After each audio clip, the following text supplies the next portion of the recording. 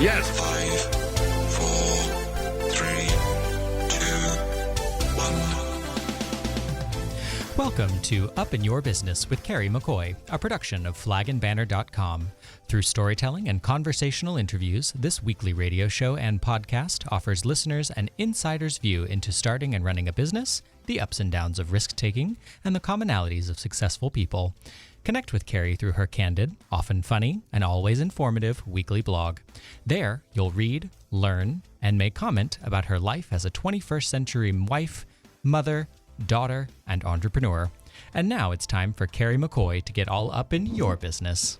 Thank you, Gray. If right now you're sitting at your computer, you might want to watch us live on flagandbanner.com's Facebook page. It's kind of fun to see what goes on behind the scenes. This show, Up in Your Business with Kerry McCoy, began as a calling for me. After 4 decades of running a small business, I felt I had something to share. I wanted to create a platform for not just me, but other business owners and successful people to pay forward their experiential knowledge in a conversational way. Originally, my team and I thought it would be this easy, informative, 1 hour a week interview.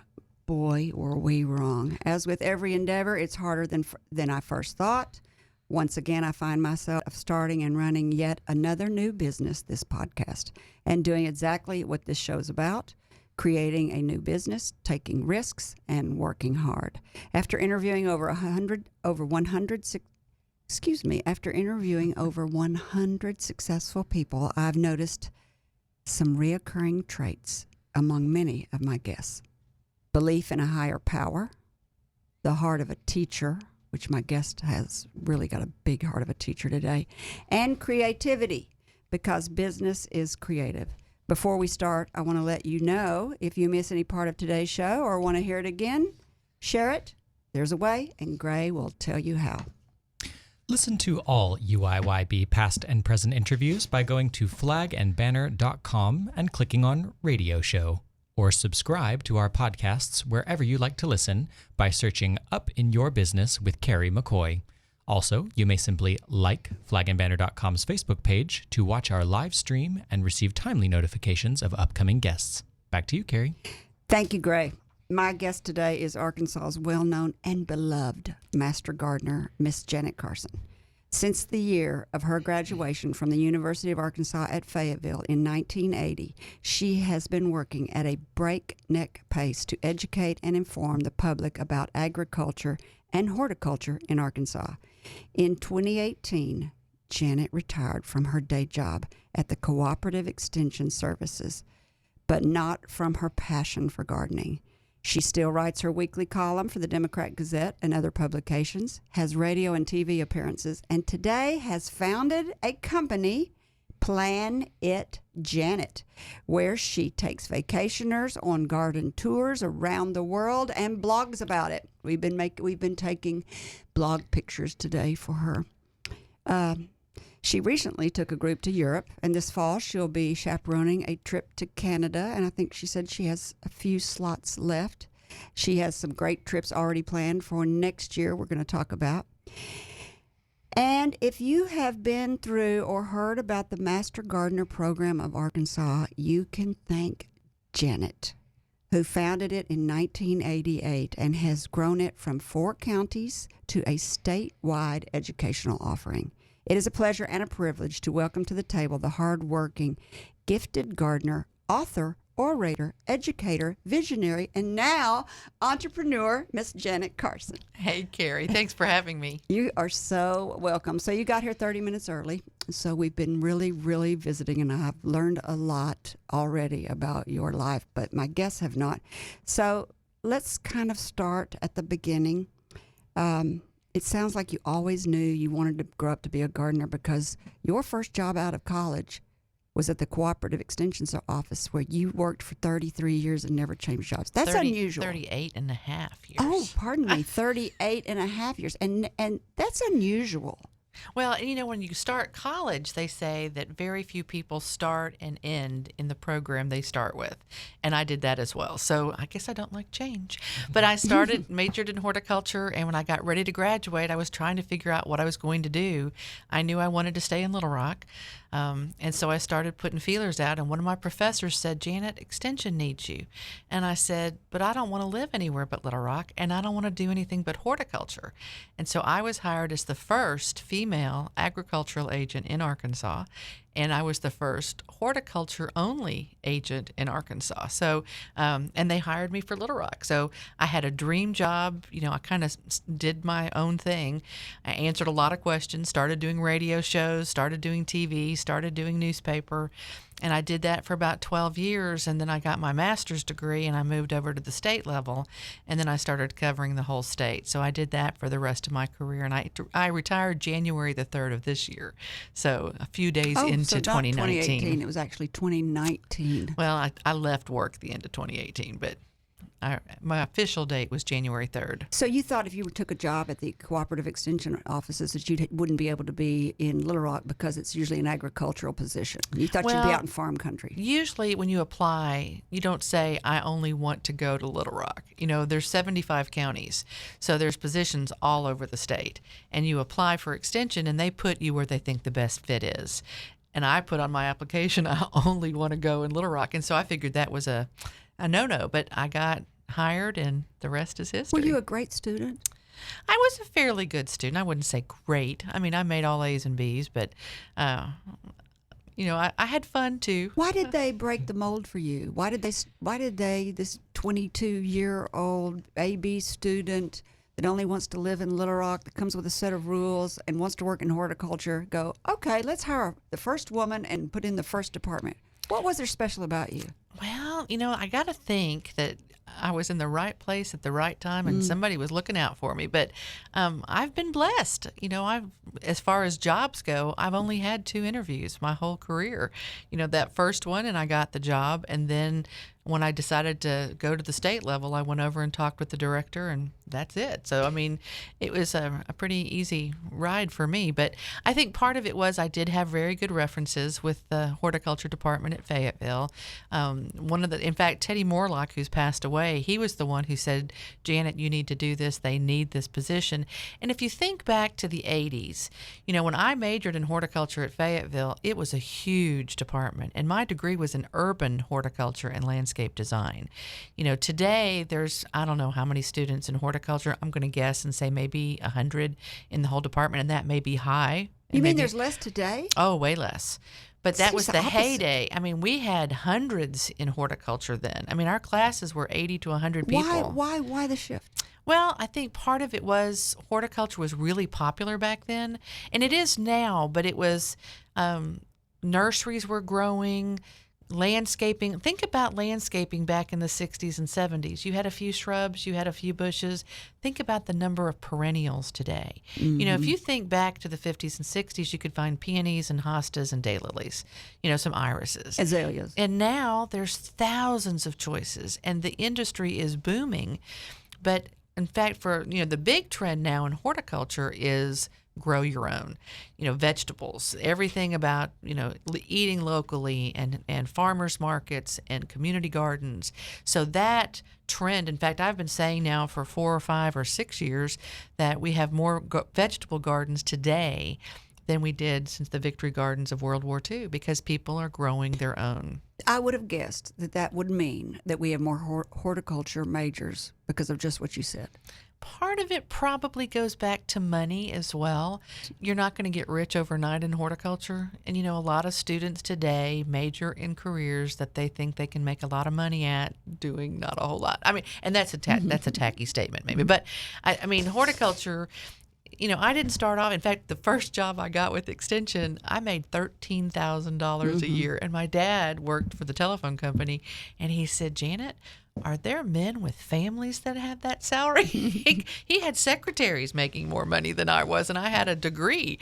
He was kind of stunned. But if you stick with something you love, in fact, I've told my children, it's not about the money. It's because you're going to spend an awful lot of your time in your job, and you better find something you love. And I did. And so I was blessed. And so I got rewarded in the long run. It was a great run for me, and I loved extension. I still love extension. You can get paid and be successful and get paid well at anything if you work hard and you enjoy it. And you won't work hard if you don't enjoy it. Well, and for me, it wasn't work. It wasn't like I had to get up and go to, I know people that were in business that dreaded getting up, and they loved the minute they could get off work. That was never me. And that's not a life you want. And for me, that's why I traveled so much, because I never said no. Well, we're Americans. We have choices. We don't have to do that if we don't want to. So I think that's great advice for everybody. What's the difference between agriculture and horticulture? Horticulture is a division of agriculture. And I would always say that in Arkansas, probably horticulture is the stepchild to agriculture, because if you think we're a very agricultural state, but if you we're rice and soybeans and cotton and then wheat, and then you've got livestock and poultry. And horticulture was the fluff, the ornamentals, which was more my major, and vegetables and stuff. And we don't have huge commercial production of fruits and vegetables in Arkansas. We used to have more commercial production. Now, I would say when you look at commercial production of the fruits and vegetables, you're looking still smaller acreage. You're doing things for local markets. You've got the farmers markets, that type of thing. But I do think the sustainable divisions of horticulture are still more popular. There's a lot of young people today that want to save the world, and that's a great way to go into that for that very reason. It is a great way. So when you were young, did you garden when you were young? We always had a garden, not a vegetable garden. I grew up in St. Louis. I was a city girl. So you're not from Arkansas? No, I moved moved then how here. Come you wanted to live in Little Rock? I moved here when I was in high school and absolutely hated it. I came from St. Louis. I was in 10th grade. All my friends were getting cars. I had a boyfriend back there, and I moved here to where I didn't know anybody. And we moved my entire childhood. My dad was at the telephone company. We moved every 2 to 3 years. And it never bothered me because I'm somewhat outgoing. I can talk to a wall. But when you got in high school, that's a little bit, I hated it. And all I said to my dad was, as soon as I'm out of high school, I'm going back to Missouri, and I'm going to Mizzou, and I'm never staying here. And then by the senior year of high school, things started clicking. I visited colleges all over. My sister went to Baylor, and I looked at that, but they didn't have horticulture. They had botany, but they didn't have horticulture. And I looked at Southwestern, and they didn't have horticulture, and I went to Fayette, and I loved it. And now I am the biggest proponent of Little Rock that there is. I think Arkansas is one of the best kept secrets, and Little Rock even more. So I wouldn't live anywhere else. Ned Permy was on last week, and he said the exact same thing. It's wonderful. And my husband is native, born and raised. When we first got married, he said, well, Janet, I think we ought to move. And I said, well, I don't think so. I've moved enough in my lifetime. I love it here. Hearing that your dad traveled a lot and you were uprooted and moved around and had to make friends over and over and over, I think that's why you're so likable. You see that all the time, and people that are extremely likable have learned how to make friends and get along with people because they've moved and moved and moved and moved, because everybody likes you. Oh, thank you. You're welcome. This is a great place to take a break. When we come back, we'll continue our conversation with Miss Janet Carson. I'm sorry. When we come back, we'll continue our conversation with Miss Janet Carson, horticulture specialist, master gardener, and writer of the travel, food, lifestyle, and gardening blog, Planit Janet. We'll be back after the break. You're listening to Up in Your Business with Kerry McCoy, a production of flagandbanner.com. Over 40 years ago, with only $400, Kerry founded Arkansas Flag and Banner. During the last 4 decades, the business has grown and changed, starting with door-to-door sales, then telemarketing, to mail order and catalog sales. And now, flagandbanner.com relies heavily on the internet and live chats with customers all over the world. Over this time, Kerry's business and leadership knowledge has grown. As early as 2004, she began sharing her knowledge in her weekly blog. In 2009, she founded the nonprofit Friends of Dreamland Ballroom, and in 2014, Brave Magazine, a biannual publication. Today, she has branched out into podcasts, Facebook live stream, and YouTube videos of this radio show. Each week, you'll hear candid conversations between her and her guests about real-world experiences on a variety of businesses and topics that we hope you'll find interesting and inspiring. Stay up to date by joining flagandbanner.com's mailing list. You'll receive our Water Cooler Weekly e-blast that notifies you of our upcoming guests, happenings at Dreamland Ballroom, sales at flagandbanner.com, access to Brave magazine articles, and Kerry's current blog post. All that in one weekly email. Or you may simply like flagandbanner.com's Facebook page for timely notifications. Telling American-made stories, selling American-made flags, theflagandbanner.com. Back to you, Kerry. Thank you, Gray. You're listening to Up in Your Business with me, Kerry McCoy, and I'm speaking today with Master Gardener and retired Cooperative Extension Specialist Janet Carson, founder of Planit Janet, Trip Advisor is what I like to call it, and Garden Guide Agency with a blog. Before the break, we talked about how Janet ended up in Little Rock. She's from Missouri, and then she went to college in Fayetteville and then got a job at the Cooperative Extension offices where she worked for 38 and a half years. I got that right. You've retired. I have. So what's it like after life after I thought that? I would like it. I didn't know I would love it. I really do. It's fun. And my daughter said, Mom, I thought retired people stayed home. And I don't, but I said, no, you get to do what you want to do. You're not tied to a schedule. And, I used to live by a calendar. If I lost that calendar, we were in trouble. But, now I can get up. I mean, I still get up at 6 every morning, but I have time to spend in my own garden. I've done a lot of trips just for myself. It was funny. A friend and I were going to go where it was warm in February, our first girls trip. So we chose Phoenix. It was freezing and it rained the whole time we were there. Then I went to the beach. Same thing, cold and wet in March. But we hit a home run with England. We had great weather over there. Yes. So let's tell our listeners what you're doing now with, you planned a trip. It was your first trip after being retired. You've been on a lot of trips with the Cooperative Extension's offices. Well, we started when the Master Gardener program started back in 1988. In 1989, we started our first trip. We went on a long weekend to St. Louis. For the Master Gardeners? For the Master Gardeners. And so we tried to do at least one trip a year. And so it ended up, as soon as we graduated the first class, I had my daughter. So 10 days after the first class graduated, Katie was born. And so some of the people in that first class were like, okay, so when are we going to England and the Chelsea Flower Show? And I said, I just had a baby. We have to wait 10 years. And so they held me to it. And in 10 years, so in 1998, I took 40 Master Gardeners to the Chelsea Flower Show in England. And we would do an international trip about every 3 or 4 years, but we did a trip in the United States on the other years. And these trips are not just vacations. You go. I mean, we do a lot of walking. In fact, this last one, we averaged 5 to 6 miles a day.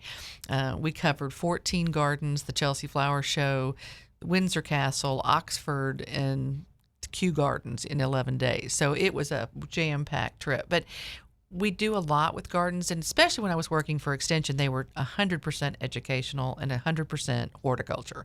Now that I'm retired, maybe not so much. I mean, we'll try to still do a lot of gardening things because that's my people. But we'll also do anything that's food related, like we're doing this Canada trip. We're going to a maple syrup place where they actually tap the trees and make maple syrup. And I say syrup, not syrup, like everybody down here.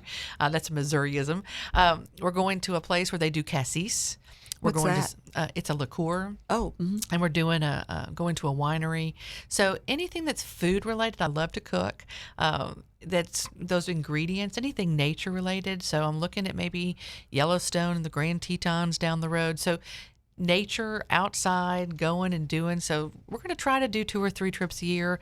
I've done a lot of group travel in the past. And so when I retired, somebody said, are you going to still do it? And I said, well, I'm really good at telling people where to go and what to do. And my husband said, yes, you are. Does he go on the trips with you? He does sometimes. It depends on the schedule, but he is not retired. So he's got to pick and choose what he can do. Mm-hmm. So if people wanted to join you and find out about your trips, how would they do it?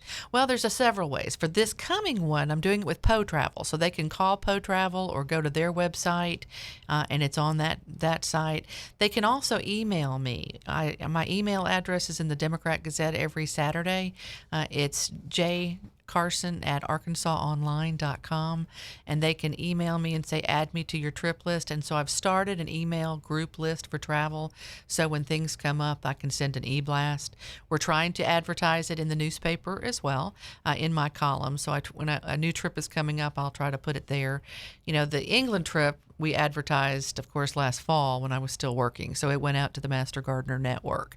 And, we have 3,500 Master Gardeners in Arkansas now. So that was an easy way. But now people can sign up and I would imagine they'd still let you send it out to the Master Gardener list if you asked. well, I can't decide whether that's kosher or not. So I haven't decided whether I should Who's going to do do the trips now that you're gone for the it. Master Well, I Gardeners? don't know that they're going to actually do them. So they'd be grateful if you would do that for them, probably. So maybe they'll still send it out.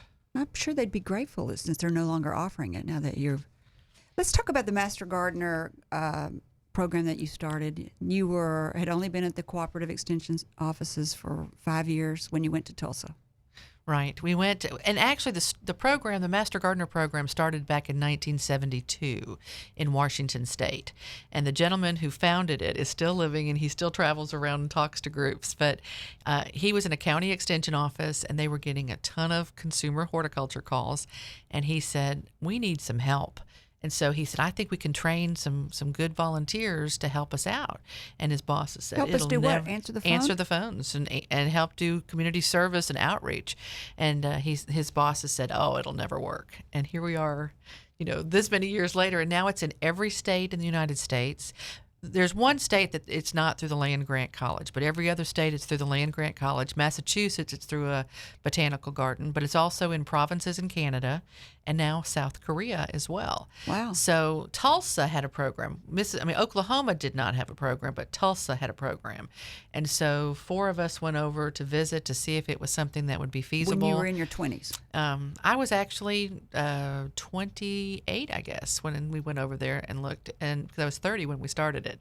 And we went over there and we decided it would work. We came back and we kind of put together the book, borrowed bits and pieces from other states, and we offered the class in 1988 for 4 counties. It was Pulaski, Saline, Jefferson, and Garland County. You put together a book, like an educational book? They get a huge notebook, but we borrowed from other states and put it together to get it done as quickly as we did. And so we had them out at the 4-H Center. We charged them only $25 to take the class. And so each of our 4 counties was supposed to take 10 people. Well, I put something in the newspaper in my column. 78 people applied for that first class for Pulaski County. So they let me take 20 people instead of 10. Everybody else, and some of them didn't even get their 10. So we had about 45 people that took that original class back in 1988. And then after that, we started having our program in Pulaski County by itself. The second year, I had 150 apply. It was really, really rocking. People would send in resumes with their application and references of who I could call that could let me know they're a great gardener. And, I didn't care if they were a great gardener. You can teach people horticulture.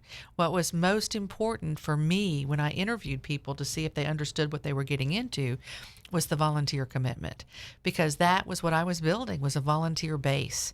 And it was all about, I didn't want them to just come in. The carrot was the education. Yeah. But if all they wanted was the education and they weren't planning to pay back any volunteer service, that really wasn't a good investment for me. And the volunteer piece that you wanted and that the original man who started the program wanted was because you need people to go out into the field and look at stuff. You need people to answer the phones. You need people to go out in the field and... Well, each county actually bases it on their needs. We have 75 counties in Arkansas, 67 have the program. And each county is going to be different based on their population, the calls that come in. When I started in Pulaski County in 1980, there were 5 ag agents. And so each of us had a phone day. Even though I was the horticulture agent, we had another gentleman who was a commercial horticulture agent, but I was any kind of horticulture. And so we each had a day on the phone. Well, over time, people started retiring, but Extension started downsizing. So from 1980 to 1992, we went from 5 ag agents to 2. Phone calls did not stop. And, I couldn't get anything done if I was in the office. My record was 158 calls in one day. And, people brought plant samples in for identification for diseases or insects, and it was just overwhelming. So in Pulaski County, and we were the only county that mandated this, but to begin with, you have to pay back 40 hours of volunteer service in a year, which is not hard. And that's mostly phone work. Then. Well, and for us, 20 of those 40 had to be answering the phone. So we had a horticulture hotline on Thursdays and Fridays. Mm-hmm. And so but we only had 20 people. So, and we only did it during the gardening season. So late March to early September, mid-October, we would cut it off. But now they have people in the office every day helping. How long does it take to become a master gardener? It's a 40-hour class.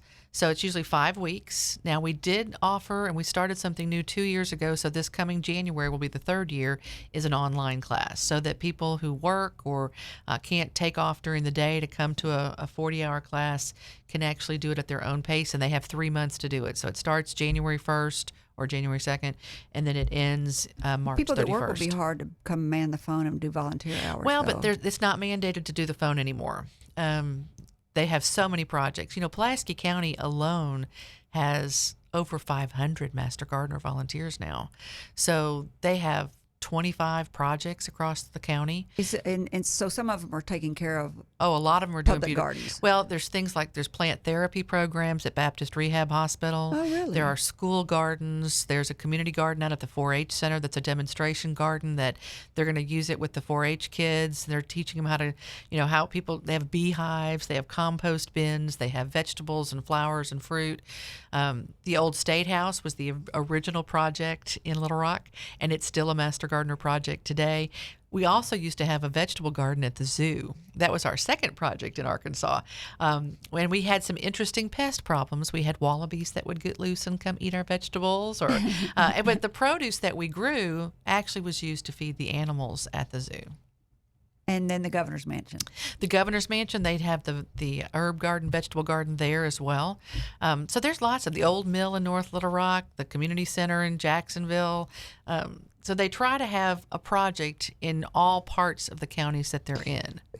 What do you get the most asked about in Arkansas? Pests? Fertilizers? I would say the number one question is pruning, and the number one plant pruning is pruning crepe myrtles. And the funny thing, I did the radio show for 28 years, the call-in show on Saturdays, and this lady called in, and a lot of the calls were the same every week. It would be something similar or very seasonal or cyclic. And so this lady called in and she said, I've been listening to you since you were Janet Bierman, so before I got married. And she said, but I have never heard this question. So we were thinking, here comes a doozy. And she said, when do you prune crepe myrtles? Which was the number one question. And Russ, we all fell out because, everybody knew the answer to that. My husband, who is not a gardener, could tell you how to prune a crepe myrtle. But it really made me realize that until it's your question, you don't listen to the answer. You may be listening to the radio show and listening to those things and reading my columns, but you just kind of read it until it pertains to you. So you can be as repetitious as you want to be. Well, they say you have to repeat things 3 times before it really sinks in. But again, if you don't have a crepe myrtle, why are you paying attention? Mm-hmm. It's in general information. Mm-hmm. But once you have one, then all of a sudden, it's important. What about pesticides? They're always in the news.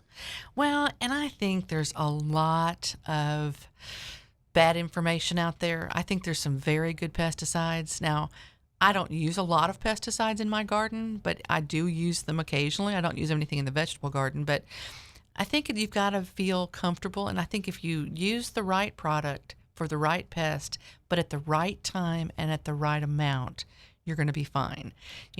They say, especially farmers, they're really using the least amount of pesticides they can because pesticides is money, and that's hitting the bottom line. Homeowners actually probably overdo because, you hear if a little bit's good, a lot's going to be better. And so you may look at that rate and say, well, if it says to use a teaspoon, I'm going to use a tablespoon. And so when you use the products in the wrong way, you're doing damage. And I think that happens all the time.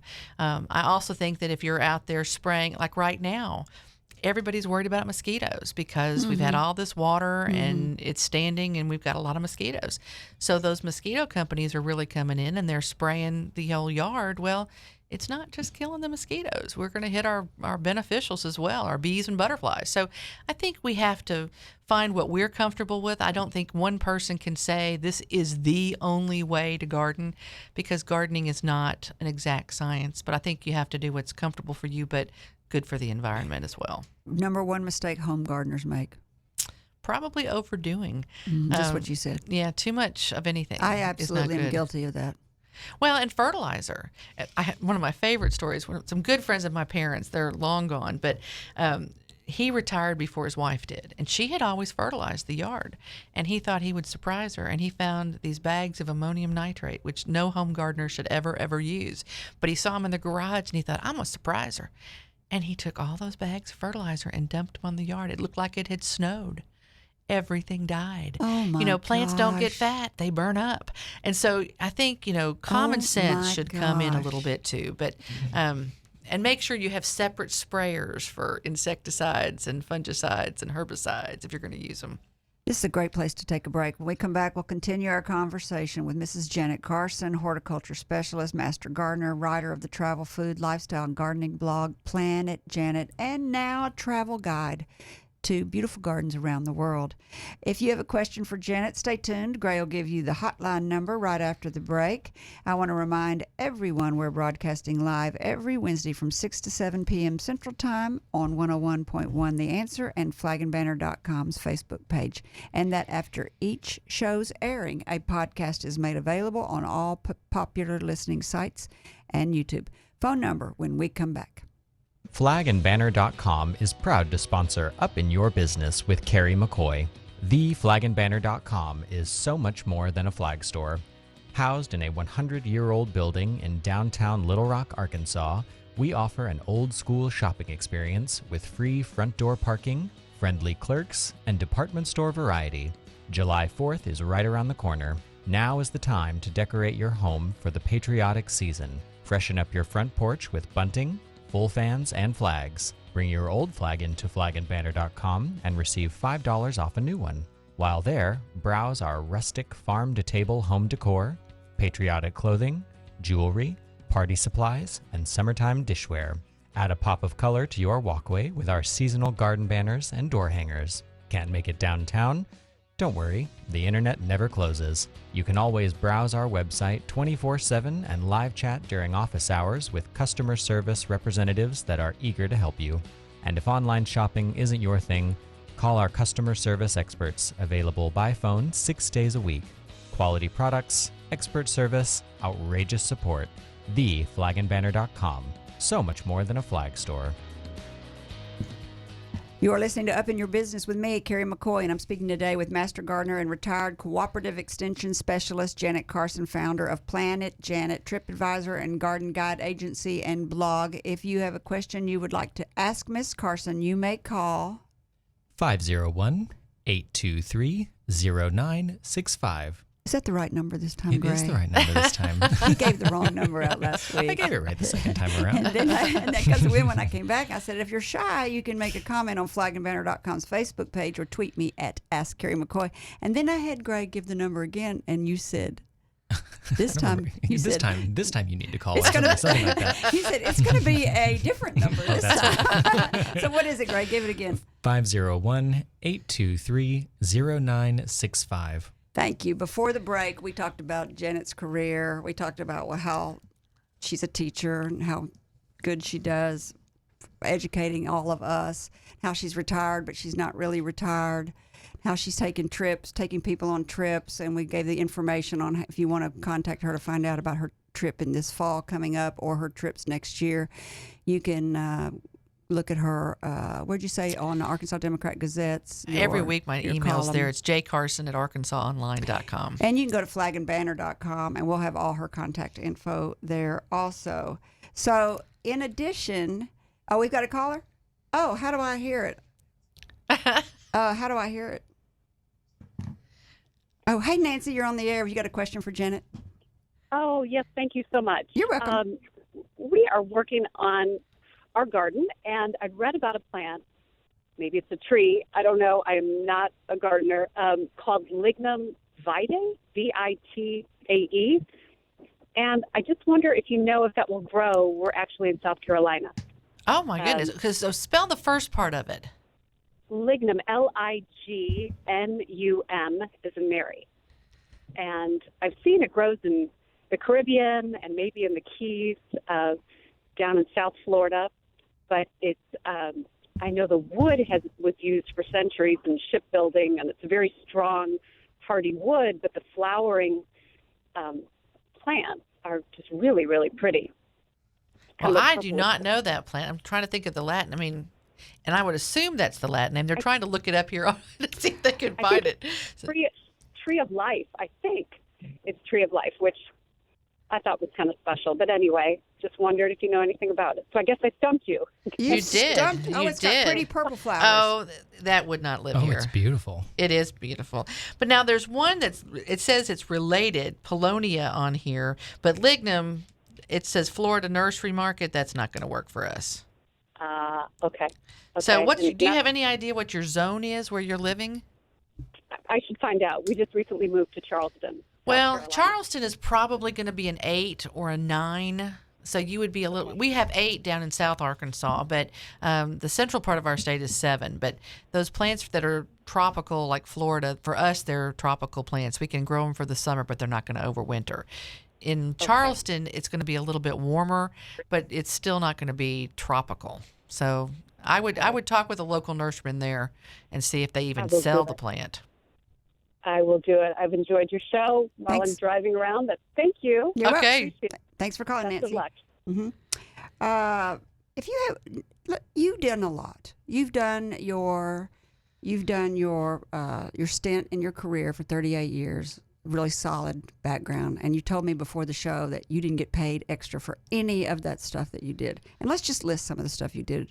You were a KARN radio, Ask the Expert, for 28 years. Mm-hmm. You were on Channel 4 in the Garden. You were on AETN, Today's Garden. You have a weekly column at the Democrat Gazette, and you traveled the state doing public speaking, and you took people on trips. I thought this was fascinating. Getting ready for the show, thought, oh, she's making a lot of side money. You made no side money for that. We worked for the state. You couldn't. In fact, when I started the radio show back, I guess it was 1984 or something, we couldn't take money for anything. I mean, we couldn't take money for a workshop, for a fact sheet, for anything. Now, that changed over time. So when I started I wrote for the Arkansas Times for a while, too, and the Arkansas Democrat Gazette, and they paid me. But again, it wasn't a ton of money. It was good money for part of it, but they paid Extension the money. And so it went into So they didn't pay programmatic you. funds. They didn't pay me directly. Yeah. So it went into, so I could use it to support my program. So it went into your funds that you could use to do teaching. Well, I could buy equipment. I could buy things, you could pay for a meal for volunteers. I had a lot of volunteers when we were starting the Master Gardener program. We didn't have a statewide advisory group like they do now. So you ask people to give of their time, and they're having to travel. So I would try to pay for their hotel rooms and their meals if they were helping me out as an advisory group, or so the money came in handy. It wasn't lost. Any advice to someone who wants to follow in your footsteps of teaching and sharing their horticulture knowledge? How would you start today? Well, I think one of the get a degree. First of all, you have to have a degree with Extension. You have to. You have to have a bachelor's, and they prefer a master's. And if you're going to go on to the state level, which is they really want a PhD now. But I think the main thing is people skills. I think sometimes we get so hung up on the teaching of the content manner, which is important, of course, but you got to be able to communicate that to all different levels. So, you're not out there just talking to PhDs. So we've had speakers that have come on and they've said, well, you really need a Cornus Florida. Well, everybody here knows what a Cornus Florida, right? No, it's a I have no dogwood. idea. That's a very common, but in the United States, we do not talk in terms of Latin names. Now, you go to England, and they do. They don't talk about common names. We're talking not a horticulturalist either, just a home gardener. They talk about the Latin name. And in the United States, they don't. So if you have a speaker and they're talking just in Latin words, then it's over the top. You're not teaching anybody anything because they don't understand what you're talking about. And so I think you have to be able to write. I think you have to be able to speak, and you have to have communication skills. I think that's probably the most important thing to have success in Extension. I think that's something you have to have for almost a success in anything, is to be able to communicate. And I think that's why so many of my guests that come on are teachers. Not trained teachers that went to school, but they're able to communicate and tell people what they are doing and build off of that and train people to do stuff around them. Well, and my motto is kindness matters. I think we've lost that today. Oh, really? I really think, it doesn't cost you anything to be nice. I think that I wish people would read their emails before they send them out. If you want to be frustrated and write a dirty email, that's fine, but erase it before you send it. Well, for years, we talked about this in my Sunday school class. When I get mad, which doesn't happen very often, but when I get mad, I write a letter to that person. I don't send it, but I write it. And as soon as I get it out, it's like it's cathartic. Now, there are times when I do send something a day or two later, but I have rewritten that letter into a much kinder, gentler tone. Speaking of that, you're an author and a prolific writer. You write for the Arkansas Democrat Gazette. You said since you retired, you started writing for AY Magazine? My first one is coming out, I think, this month, July. I've been writing for Arkansas Electric Co-op's magazine called Arkansas Living. I think that's a huge readership. Arkansas Gardener magazine, I still write for. It's kind of in turmoil right now, I think.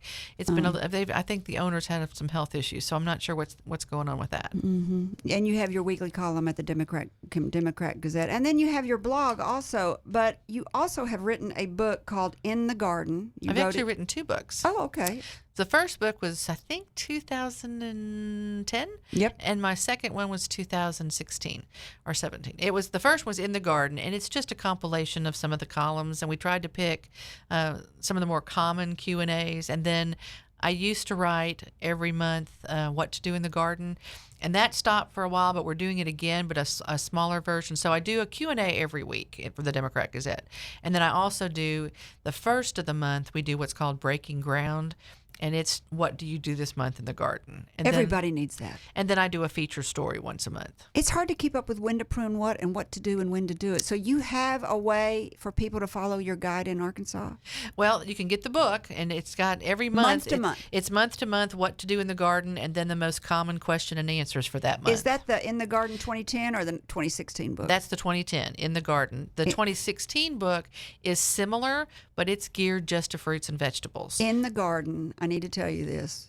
If you go on Amazon.com, you can buy it for $176. You can get it a whole lot cheaper at the Democrat Gazette. Is it a typo on Amazon.com? I think it's somebody trying to sell their copy of their book, I guess. I don't know. No, $176 for a paperback? That's pretty funny. No, you can buy them from the Democrat Gazette. Thank you. They have a Democrat Gazette bookstore that you can go on, and they have them there. I know that some bookstores in town do carry them. I know that Historic Arkansas Museum, the gift store down there, they have the book, both of them. Wordsworth used to. I'm not sure if they still do. The Crown Shop in Little Rock used to have it. So you can get it. In fact, they can tell you where they do have them. Okay, good. I will put a link. We will do the research. We'll put a link on Arkansas Flag and Banners page, too, so that people can find out where to get them. Now you're an entrepreneur. But before we move on to your entrepreneurship, which is your blog and your traveling, which we've been really talking about all day, are you doing a mystery plant of the day? On your blog? No, I used to. I did that for about 2 years. But I thought that was a clever idea. I could start it back up again. I'll do it on Facebook, though. But see, the blog has changed. I started blogging, I think back in 2003 or 4. I started blogging with WordPress through extension. And we did it because when we went on these trips, people would like to know what's happening. And so I would take a laptop with me and I would send pictures, and I would try to take pictures of as many different people that were with us so their families could follow along and feel like they were on the trip. And so then I just kind of got into it. And so when I retired, they're still doing that blog extension because it's about anything that's happening in the state with horticulture. I decided I didn't want to quit blogging. So my new blog, which is Planit Janet, and I tried the Planit, but that was already taken. Then Planit Janet. So I mean, they were very taken. But anyway, so that's what it is, and it's not just gardening. I do a lot of gardening, obviously, but I talk about. I'm in a book club. I read a lot. We talk about what books I like, and we talk about. I cook a lot. What foods I like to cook, and I'll share a recipe. And then we have etc. on there. So, and then we entertain a lot. So travel, all of that's on the blog. There are 3 great this word messes me up. It hurts a lot of people. It's horticulturalist in the state of Arkansas. There's Peon Smith, there's Janet Carson, and then there's Olson. Chris Olson. There's a lot of that. There's not just the 3 of us. There's a lot of great horticulturists. Those are 3 pretty famous, nationally famous people right here in Arkansas. Are you competitive? I'm competitive in a lot of things, but I don't compete with Chris or Alan, either one, as far as everybody has their own thing. I was government, I was extension, and I wasn't trying to go national, and I'm still not trying to go national. I mean, I was on national committees and national boards, and I think Arkansas Master Gardeners are known nationally because we've held 2 international events, and I would say they're 2 very successful Master Gardener events. But they have their own venue. In fact, my least favorite thing, which both of them love, is TV. I hate TV. I mean, I've done it for a long, long time, but you spend a lot of time doing even a 30-minute segment. And then if you're not watching it at that minute. Now, today, it's a whole lot different than it was when I started TV. But my very first TV gig was For Your Garden. Do you remember all the 4 years for Channel 4? Mm-hmm. There was For Your Money, For Your Health, I was Janet Bierman Carson, For Your Garden. And I mean, it was a 30-second segment every Saturday at the 6 o'clock news. And we spent a half a day. I'd have to find the location, do the spot, go back and do the voiceover, and then they would edit it. And back then, if you didn't see it, you didn't see it. Missed it. And now they can at least, capture them, and you can go back to the site and you could rewatch it. Mm-hmm. But back then you couldn't. So it was a lot of work for a small segment, I thought. How far do you want your entrepreneurship with Planit? Let me spell that for everybody. PLAN, Plan, It, IT, Janet, and condense it. Planit, Janet, is it .com? Well, if you do Planit, I just found this out last night. If you do planetjanet.com on the internet, it directs you to the Democrat Gazette site for Planit Janet. And then you can see the headings of about, and you can sign up to get the emails. Now, it's not like my old blog where if you sign up, every time I do a blog post, it emails you immediately. This comes out once a week. On Mondays, a newsletter comes out from me, and it'll have all the blog posts from that week. It'll also have my column for that week that was in the Saturday paper, if I did a feature story. Now, if you're not a subscriber to the Democrat Gazette, mm-hmm. you can't read the columns. Mm-hmm. I mean, you can just see the headlines. But it doesn't matter if you're a subscriber or not for the blogs. You can read them in their entirety. But there are ads in them, so it's not like my old WordPress blog. It's different. So should everybody be doing right now? We should all be. It's just rained like crazy. Well, but I had to water and I found out. I had my sprinkler system redone this spring before I was leaving town, but we didn't have to use it. Well, I had my son help me till a new bed.